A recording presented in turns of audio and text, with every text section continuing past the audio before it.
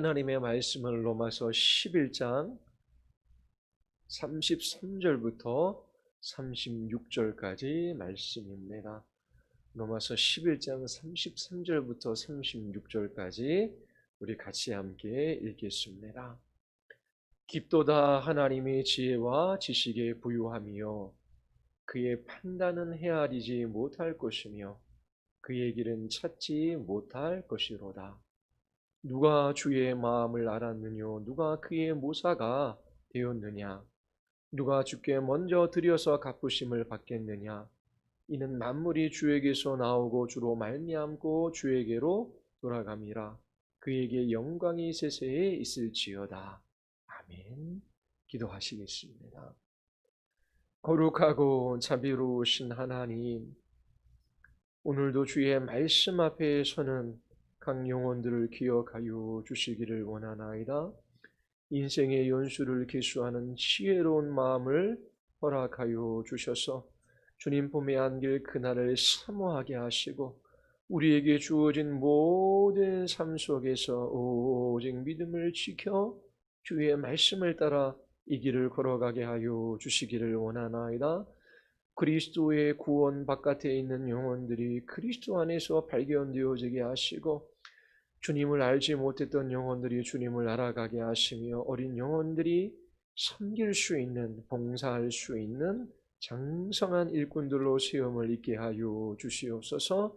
하나님께서 오늘도 설교자를 통하여 우리에게 말씀하여 주시기를 간절히 원하오며 예수 그리스도의 이름으로 기도드리옵나이다. 아멘. 이번 주와 다음 주에 두 주에 걸쳐서 로마서 11장 33절부터 36절까지의 말씀을 전하고자 합니다. 로마서 1장서부터 11장까지는 하나님의 구원 계획에 대한 계시가 기록되어져 있습니다. 하나님은 우리가 로마서 1장서부터 11장의 말씀을 들은 후 어떻게 반응하기를 원하실까요? 바울은 놀라운 하나님의 구원 계획을 알았어요. 그것을 로마에 있는 그리스도인들에게 서신으로서 보냈습니다. 그리고 그 하나님의 놀라운 구원의 계획을 기록한 후 찬양으로 마무리하고 있어요. 오, 깊도다 하나님의 지혜와 지식에 부유하며 그의 판단은 헤아리지 못할 것이요 그의 길은 찾지 못할 것이로다. 그리고 12장에 들어가면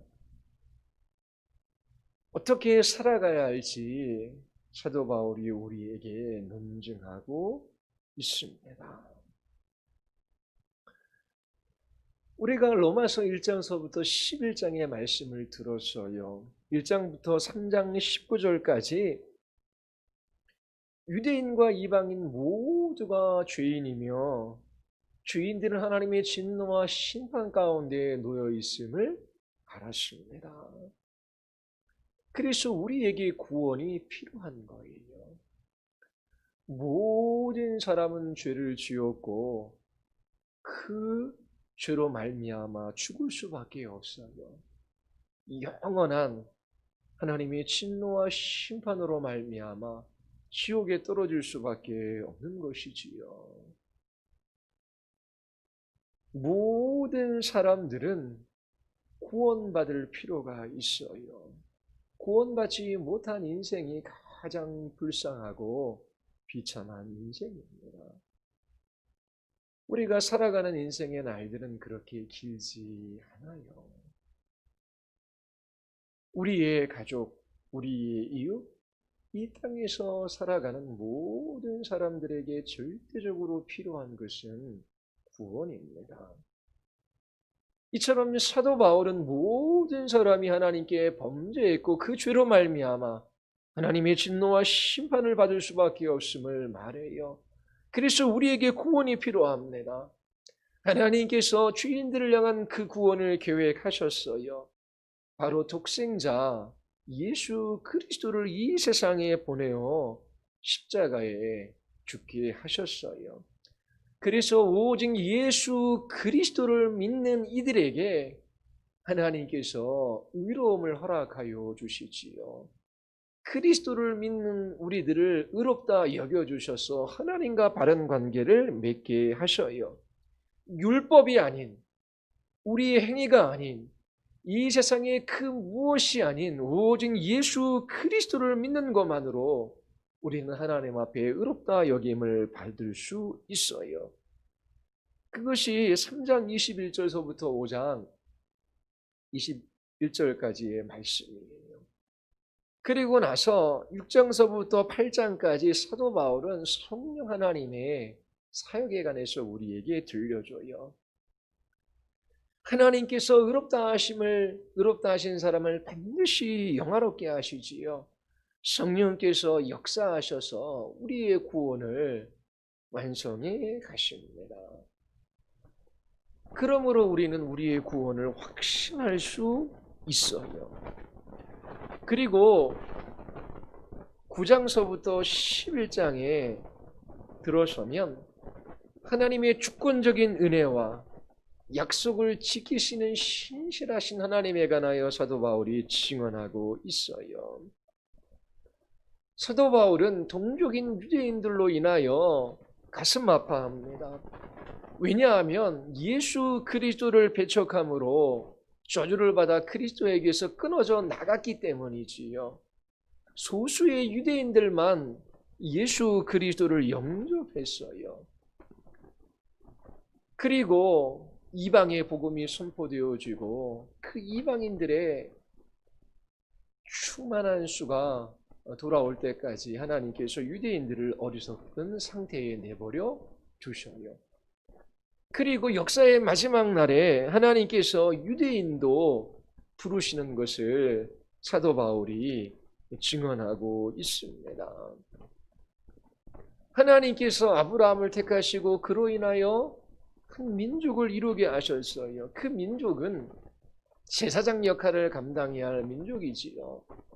다른 이방 민족들에게 하나님이 어떠한 분이시며 우리는 하나님 앞에 어떻게 살아가야 할 것을 알려줘야 할 민족이었어요.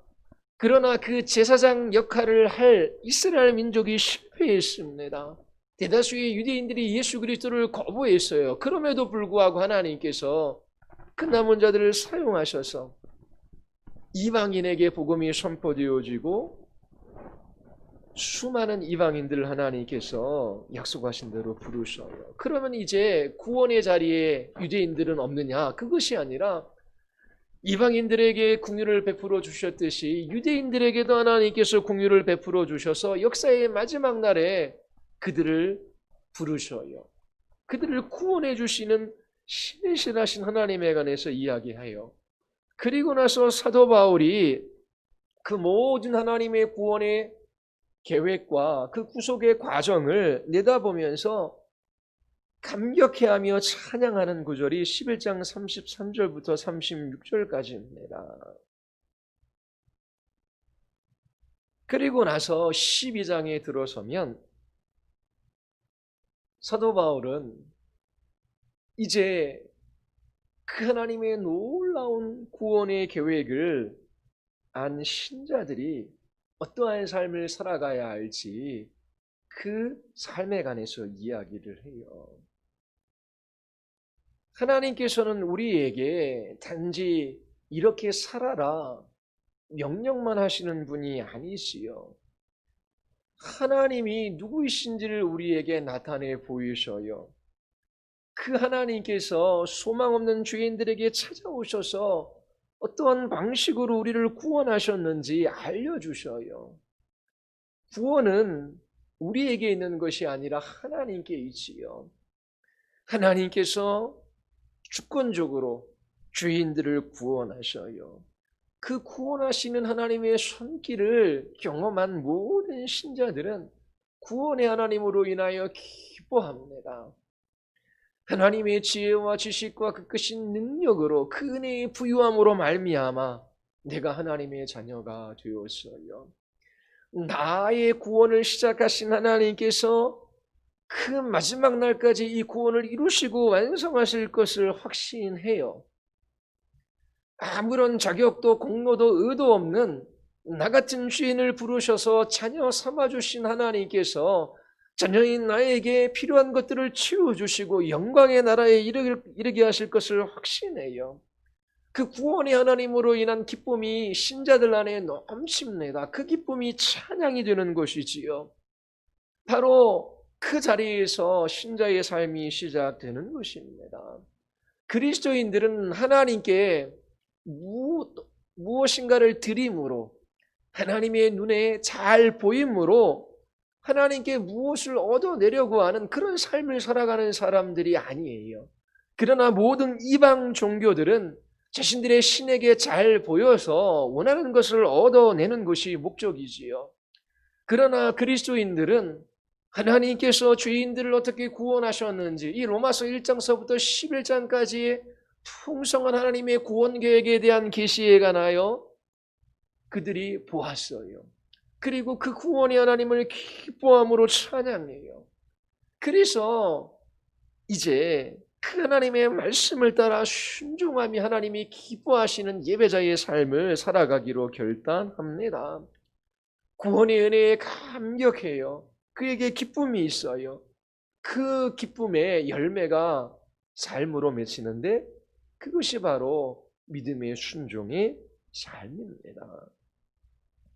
사도 바울은 1장서부터 11장까지 하나님께서 어떻게 죄인들을 구원하시는지, 그 구원이 얼마나 확실한지, 그 하나님께서 구원에 있어서 얼마나 신실한지를 그렇게 기록한 다음에 그 구원의 하나님을 기뻐하며 찬양해요.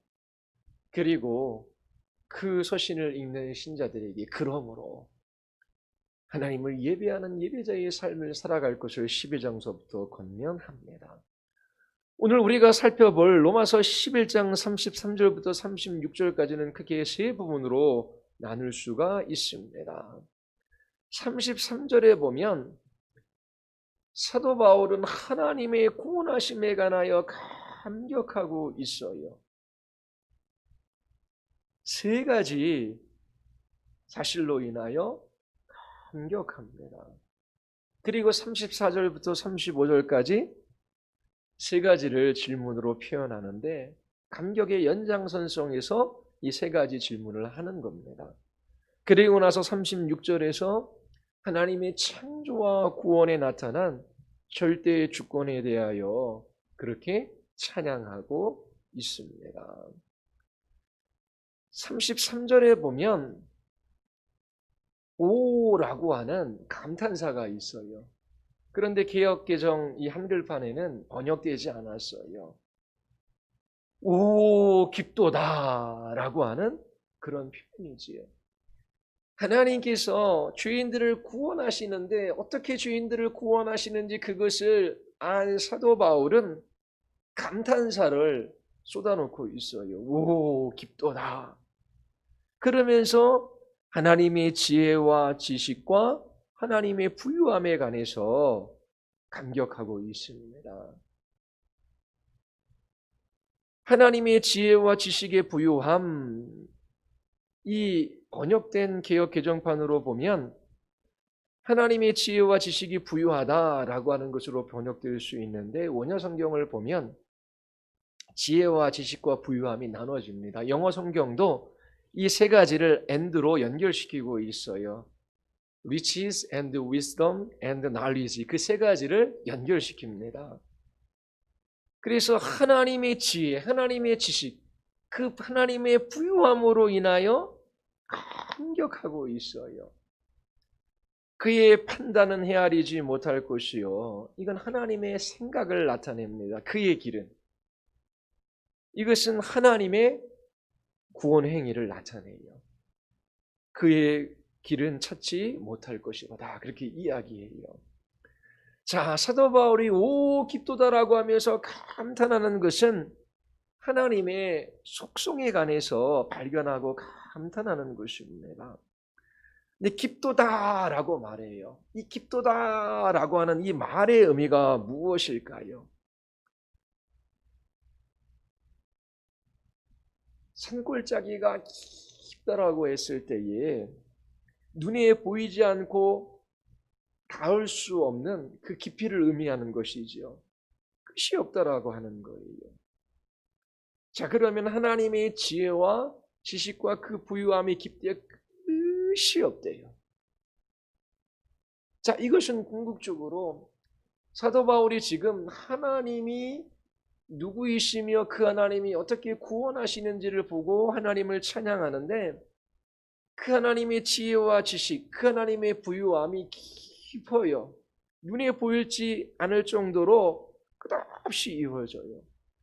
이것은 우리가 하나님을 영원히 알아가며 영원히 감격할 수 있다라고 하는 것을 우리에게 알려줘요. 이 세상에서 우리가 어떠한 일들을 함으로 그 일 때문에 즐거움을 누려요. 그런데 이내 실증이 나요.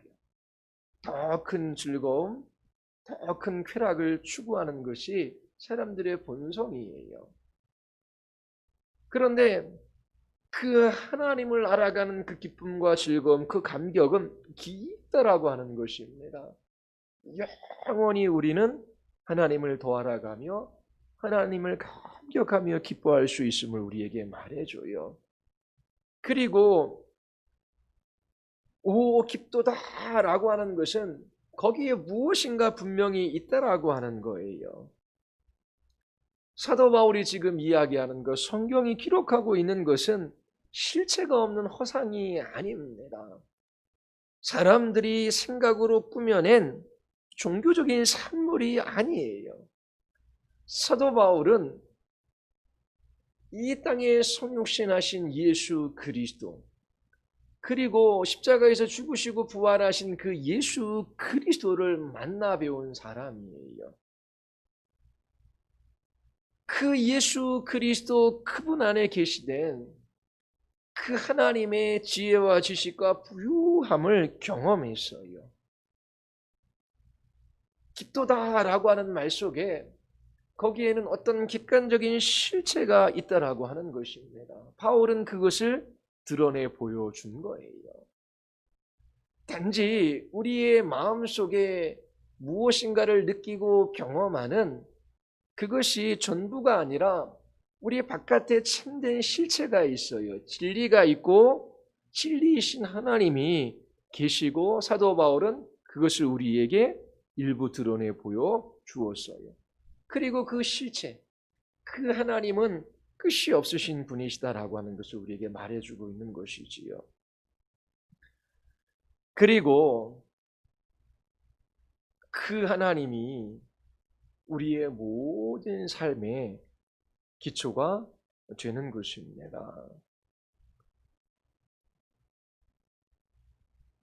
나무가 뿌리를 내리는데 그 뿌리의 그 깊이가 알 수 없을 정도로 깊게 뿌리를 내려요. 그런 것처럼 모든 것이 하나님께 뿌리를 내리고 있어요.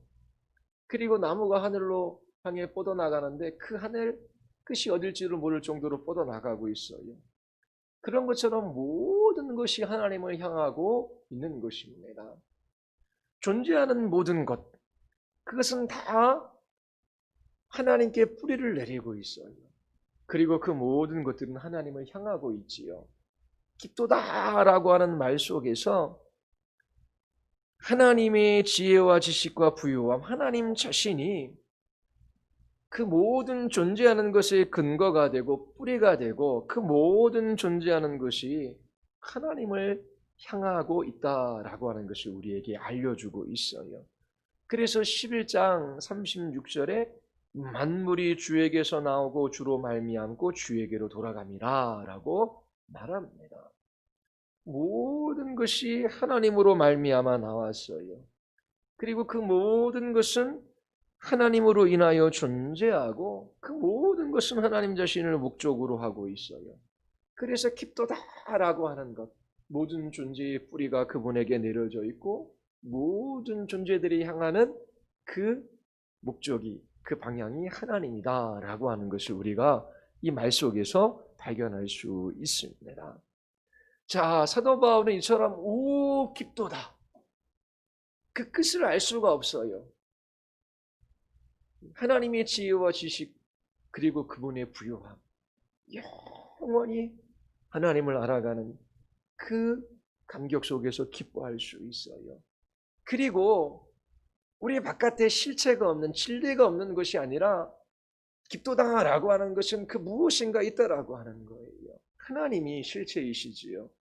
그리고 기쁘다라고 하는 것은 그 실체이신 하나님께 모든 것이 뿌리를 내리고 있고 모든 것이 하나님을 목적으로 두고 있다. 하나님이 만물의 기초이고 모든 만물의 목적임을 이 기쁘다라고 하는 표현 속에서 우리가 발견할 수 있는 것입니다. 그러면서 첫 번째로 하나님의 지식에 깊이에 사도 바울은 감탄하고 있어요. 자, 하나님의 지식. 자, 지식의 일반적인 이야기는 하나님께서 모든 것을 아는 것이지요. 그러나 우리는 부분적으로만 알아요. 또 하나님은 모든 것을 아시되 그 모든 것에 대하여 완전히 아시지요. 근데 우리는 알아도 불완전하게 알아요. 자, 이처럼 하나님께서 모든 것을 아시고 그 지식은 완전해요. 자, 이러한 진리가, 이러한 사실이 불신자들에게는 두려움이 될 수밖에 없는 것이지요. 왜냐하면 하나님 앞에 감출 수 있는 것이 하나도 없기 때문에 그래요. 하나님의 마지막 심판대 앞에 섰을 때 우리의 생각하는 것이나 마음에 품은 것이나 우리가 행한 모든 것들이 그렇게 쫙 펼쳐질 날이 있어요. 그래서 하나님을 부인하며 살았던 죄인들에게 하나님이 모든 것을 알고 있다라고 하는 사실은 두려움과 공포가 될 수밖에 없어요. 그런데 믿는 우리들에게는 하나님이 모든 것을 알고 계신다. 그리고 그 아는 것은 완전하다라고 했을 때에 그 사실이 우리에게 위로와 기쁨이 되는 거예요. 하나님께서 우리를 구원하셨는데 우리가 자격이 있어서 구원하신 것이 아니잖아요. 하나님께서 우리를 주권적으로 선택하셔서 사랑하시고 주의 자녀 삼아주셨어요.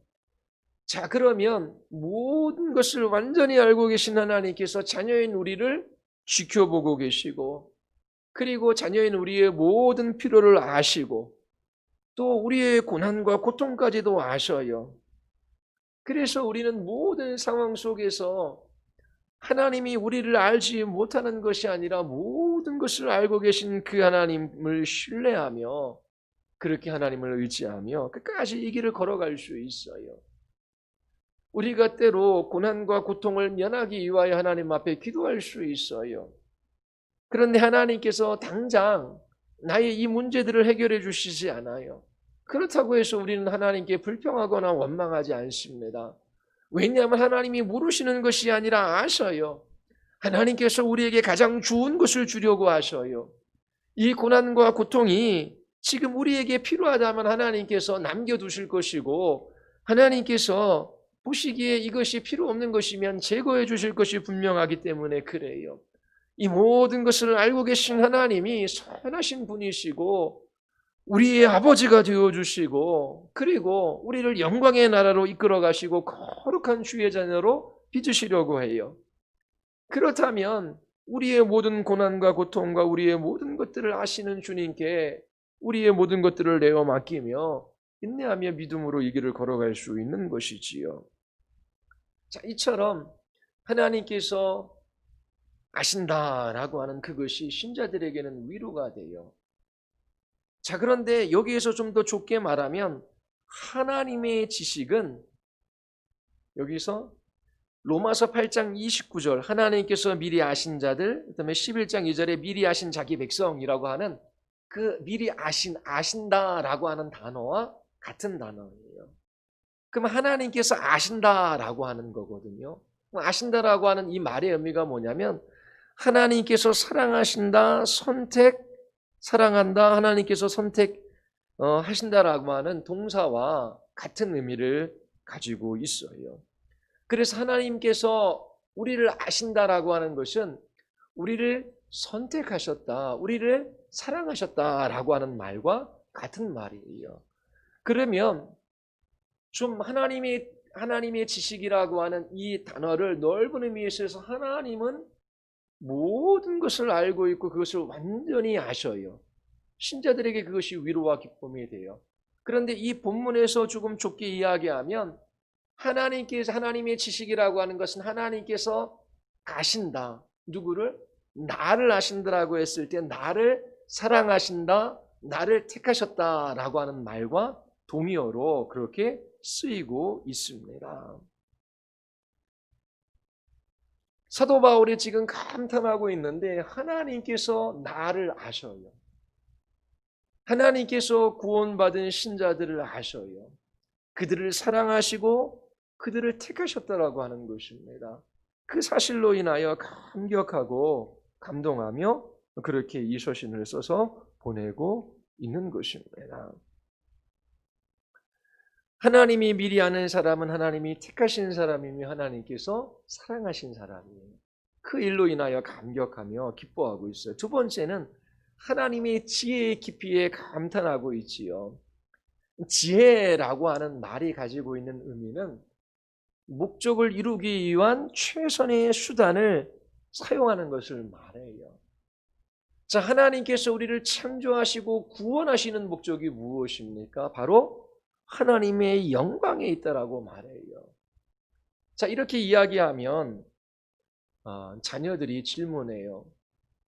아니, 하나님이 우리를 위해서 계신 것이 아니라 우리가 하나님의 영광을 위하여 있다라고요? 그러면 나는 뭔가요? 하나님은 이기적이지 않은가요? 하나님이 우리를 위해 계신 것이 아니라 우리가 하나님의 영광을 위하여 있다라고요?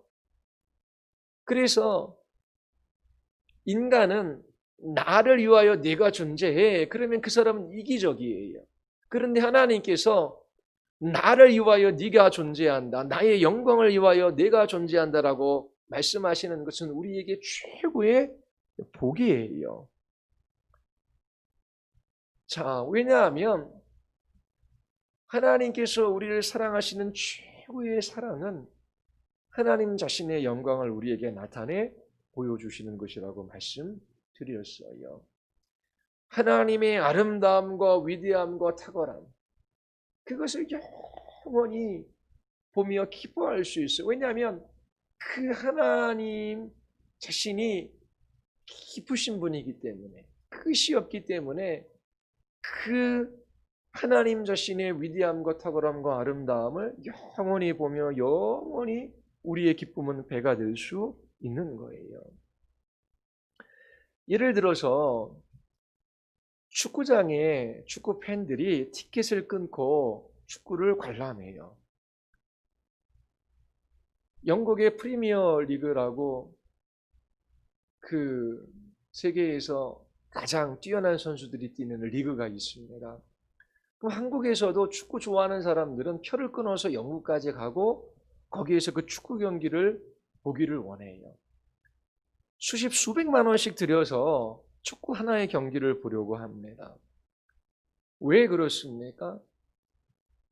거기에서 유명한 축구 선수가 있어요. 예를 들어서 손흥민 선수, 요즘에 축구 잘하고 있다고 하는데요. 그러면 손흥민 선수는 축구장에서 아주 가치 있는 선수지요. 영광스러운 사람이에요. 어떻게 해요? 축구 실력을 가지고 있어요. 그래서 그 경기에서 그 축구 실력을 나타내는 것이지요. 멋있게 골을 넣어요. 그러면 그 손흥민 선수의 영광, 그 축구 실력이 바깥으로 경기를 통해서 나타나고 사람들은 그 영광을 보며 환호하는 거예요. 어떻게 저렇게 빠를 수 있을까? 어떻게 저렇게 정확하게 슈팅을 하며 골을 넣을 수 있을까? 그러면서 사람들은 그 경기에 환호하며 수백만 원의 돈을 쓰며 경기를 보러 가려고 해요. 뿐만 아니라 한국에서 최고의 아이돌 그룹인 BTS, 티켓 공연한다면 티켓 구하기가 힘들잖아요. 그런데 왜 몇십만 원씩 주고 그 티켓을 구하려고 합니까? 그들이 무대 위에서 자신들이 가지고 있는 실력, 춤이라든지 아니면 그 노래를 통해서 그 아름다움을 나타내잖아요. 그래서 수많은 팬들이 그들이 무대에서 퍼포먼스를 하며 노래하는 것에 환호해요. 수십만 원, 수백만 원이 들어도 아깝지가 않아요. 왜냐하면 거기에서 아름다움과 그 위대함과 탁월함을 그 팬들이 보고 즐거워하잖아요. 그래서 그 돈 들어가는 게 아깝지가 않은 거예요. 이처럼 어떤 운동선수가 운동장에서 자기 기량을 뽐내며 그의 실력을 드러내요. 그의 영광, 그의 아름다움, 그의 탁월함을 드러내죠. 사람들은 보고 환호합니다. 무대에서 가수들이 그 자신의 아름다움을 뽐내요. 그것을 보고 사람들이 환호해요. 그러면서 열심히 땀 흘려 일하고 그 일하는 것으로 그렇게 나를 즐겁게 하고 나를 감동시켜줄 축구 경기를 보러 가고 그리고 어느 공연에 가고 아니면 여행을 가서 아름다운 자연 경치를 봐요. 자, 그러면 축구 좋아하는 사람에게 그렇게 몇백만 원씩 드리고 비행기표 끊고 영국에 가가지고 또 그 비싼 표를 끊고 들어가서 축구 하나 보러 유익에 가는 왜 그것을 하냐? 근데 그 사람에겐 그게 말할 수 없는 기쁨이거든요. 어떤 사람은 콘서트장에 가고 어떤 사람은 그 돈으로 여행을 가고 어떤 사람은 맛있는 것을 먹으러 가요. 거기에서 자기의 기쁨과 즐거움을 누리는 것이지요. 그처럼 인간의 마음은 끊임없이 탁월하고 아름답고 위대한 것들에 대해 끌려요. 그리고 그것을 자기 자신의 기쁨으로 삼는 거예요. 그런데 정말 위대하고 아름답고 탁월하신 분은 하나님이시거든요. 그 하나님의 아름다움과 위대함과 탁월함을 하나님께서 우리에게 나타내 보이셔요. 하나님이 얼마나 선하시고 얼마나 하나님의 사랑이 그렇게 크신지 그걸 본 사람은 그 아름다움에 취하고 그 아름다움에 기뻐하고 그 위대함에 감격하며 찬양하는 거예요. 그 하나님을 즐거워하는 것이지요. 그래서 하나님께서 하나님의 영광을 목적으로 삼는 것, 너는 나의 영광을 위하여 존재한다 라고 할 때에 그것은 우리에게 최고의 행복이 되는 것입니다. 근데 하나님께서 그 크신 지혜로 우주 만물을 창조하셔요. 그리고 우리를 구속하셔요. 그 궁극적인 목적은 하나님의 영광이에요. 하나님의 영광을 나타내서 그 영광을 봄으로 기뻐하게 하시는 것이지요. 그리고 그 하나님의 영광이라는 목적을 이루기 위한 모든 수단이 지혜입니다. 그러므로 하나님의 지혜는 하나님의 창조와 섭리와 구속 가운데 잘 나타나고 있어요. 하나님의 지혜로 우주 만물을 만드셨어요. 그래서 우주를 연구하는 학자가 있다면 하나님께서 그 크신 지혜로 질서와 조화를 두시고 또 있어야 될 것들을 있게 하셨어요. 이 지구가 태양보다 멀면, 태양보다 가까우면 생물체가 살 수 없어요. 하나님께서 적당한 자리에 지구를 창조하시고 그곳에 하나님의 형상과 모양대로 지은 인간을 두신 것이지요. 이처럼 하나님께서 그 지혜로 우주 만물을 창조하셨어요. 뿐만 아니라 하나님께서 그 지혜로 만물을 섭리하시지요. 하나님의 지혜로 존재하는 것을 붙들고 계시고 유지하시고 그 모든 것들을 다스리셔요. 근데 하나님의 지혜가 가장 잘 나타낸 것이 하나님의 구속사역입니다. 삼위 하나님께서 우리와 같은 인생들을 구원하셔요. 성부 하나님께서 구원을 계획하시고 성자 하나님께서 그 구원을 이루러 이 땅에 오시고 성령 하나님께서 그 구원을 우리에게 적용하셔요. 삼위 하나님께서 구속하시는데 그것이 얼마나 지혜로운지 사도 바울은 보고 있는 것입니다. 하나님께서 한 민족을 택하시고 장차 메시아가 오셔서 행하실 일들을 미리 보여주시고 예언하게 하셨어요. 때가 참에 하나님의 아들이 이 세상에 오셔서 택한 백성들을 위하여 십자가에 죽고 부활하셨어요. 그리고 성령을 보내주셔서 그 예수 그리스도께서 성취하신 그 구원의 사역을 우리에게 적용해 주셔요. 전도자들을 보내어 복음을 전하게 하시고 택하신 영혼들을 부르시는 것이지요. 이처럼 하나님의 지혜에 관련하여 이 사도 바울이 감탄하고 있어요. 하나님의 지혜가 깊다라고 하는 것이지요. 여기서 말하는 지혜는 하나님의 구원 계획 안에 계시된 하나님의 지혜를 말해요. 하나님의 지혜는 십자가에 못 박히신 그리스도를 통해 구원을 이루시는 것과 관련되어져 있어요. 예수 그리스도, 그분을 보내어 주셔서 죄인들을 구원하시는 그 하나님의 지혜, 그것이 얼마나 깊은지 보고 감격하고 있는 것입니다. 세 번째는 하나님의 부유함의 깊이에 감탄해요. 자, 여기서 하나님의 부유함이란 무엇일까요? 그러니까 하나님은 모든 존재하는 것에 근거이시며 원천이 되셔요. 그래서 하나님은 그 모든 것들의 기초가 되시고 근거가 되셔서 원천이 되시는 그 하나님은 무한하신 하나님이시지요. 그런데 그 하나님께서 구원받을 만한 아무런 자격도 가치도 없는 유대인과 이방인들에게 구원을 베풀어 주셔요. 그 구원의 은혜가 부유함을 여기에서 말하고 있는 것입니다.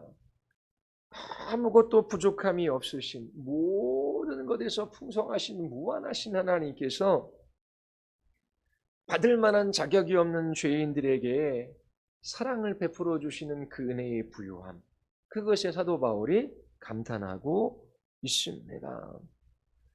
자, 땅과 하늘에 속한 모든 것이 다 하나님의 것이에요. 또 하나님은 말씀으로 무에서 유를 창조하셨어요. 그분의 부유함은 무한한 것이지요. 아무것도 없는 데서 원하시는 것은 무엇이든지 만들 수 있으셔요. 그리고 하나님 자신이 우리의 부유함이 되십니다. 그런 하나님께서 우리를 은혜로 대하셔요. 그 은혜가 너무나 깊은 거예요. 평생을 알아가도 천국에서 그 하나님의 은혜의 부유함을 영원토록 알아가도 그 끝을 다할 수 없을 정도로 깊이가 깊은 거예요. 그것 때문에 감탄하고 있습니다. 하나님의 구원 계획이 있어요. 그런데 그 구원 계획을 통해 하나님께서 하나님 자신을 나타내셨는데 그 하나님이 우리를 사랑하시고 택하셨어요. 그리고 그 하나님의 지혜를 나타나셨는데 바로 하나님의 아들이신 예수 그리스도, 그분을 통해서 우리를 구원하시는 그 하나님의 지혜의 깊이가 끝이 없어요. 그리고 그 구원을 통해서 우리에게 베풀어 주신 그 은혜의 부유함, 그것이 끝이 없는 거예요. 그래서 사도 바울은 그렇게 하나님의 지식과 지혜와 그 부유함으로 인하여 감격하며 그렇게 오 깊도다라고 하면서 지금 찬양하고 있는 것입니다. 다음 주에 그 다음 구절과 뒤에 있는 것들을 여러분들에게 설교하고자 해요. 늘 말씀드리지만 우리와 우리의 자녀들의 근본적인 인생의 문제는 하나님을 알지 못하는 것입니다. 하나님을 가까이 함이 모든 인생에게 최고의 복이에요. 하나님이 어떠한 분이신지를 하나님께서 우리에게 나타내 보여주셨어요. 구속의 역사를 통하여 그 중심에 계신 예수 그리스도, 그분을 통해서 우리에게 나타내 보여주신 것이지요. 우리의 죄로 말미암아 하나님의 진노와 심판 가운데 멸망받을 수밖에 없는 사람들이었어요. 그런데 하나님께서 죄인들을 향한 구원의 계획을 세우시고 그 아들을 이 땅에 보내어 주셨습니다. 십자가에 죽으시고 부활하셨어요. 누구를 위하여? 우리를 위하여. 우리는 하나님께서 미리 아신 자들이에요. 하나님께서 우리를 사랑하셔서 택해 주셨어요. 그리고 우리에게 은혜를 베풀어 주시는데 내가 무엇을 하나님 앞에 잘해야 하나님께서 우리에게 좋은 것을 주시는 것이 아니라 이미 하나님 자신 예수 그리스도를 우리에게 주셨어요. 그 주신 하나님을 누리지 못하며 살아가는 그러한 사단의 시험과 세상의 유혹과 우리 안에는 죄가 있지요. 그런데 하나님께서 이미 우리에게 모든 것인 그 부유함 자체이신 하나님을 주시고 그 하나님을 누리며 살아가게 하셔요. 이것이 은혜이지요. 하나님께서 끝까지 우리를 은혜로 다루셔요. 우리의 한 행위로 우리를 다루시는 것이 아니라 예수 그리스도 그분 안에 있는 우리를 언제나 사랑하셔서 은혜로 우리를 이끌어 가시는 것이지요. 이 하나님의 구원의 부요함, 이 하나님의 구원의 위대함, 그것을 감격해하며 그렇게 이 11장을 마치고 있는 것입니다. 구원의 은혜에 감격하는 사람들이, 기뻐하는 사람들이 삶의 열매를 맺을 수가 있어요. 아무것도 아닌 인생들을 향한 하나님의 이 놀라운 구원의 역사들을 묵상하십시오.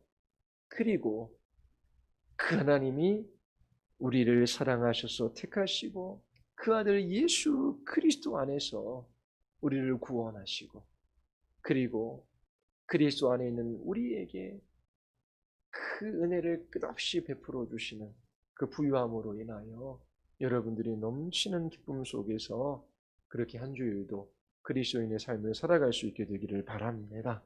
우리 같이 기도하시겠습니다. 기도하실 때에 하나님, 우리의 눈을 들어 그리스도를 바라보지 못하게 합니다. 하나님의 지식과 지혜와 그 하나님의 부유함에 계시이신 예수 그리스도, 그분을 보지 못하게 합니다. 하나님, 참으로 저희들이 계시의 기록인 성경 가운데 나타내 보여주신 예수 그리스도를 더 깊이 알아가게 하시고 하나님의 구원하심으로 인한 기쁨과 감격이 있게 하여 주시옵소서. 그 기쁨의 열매들을 우리의 삶에 순종으로 맺는 이 은혜와 복을 누리게 하여 주시옵소서. 우리 같이 한번 기도하시겠습니다.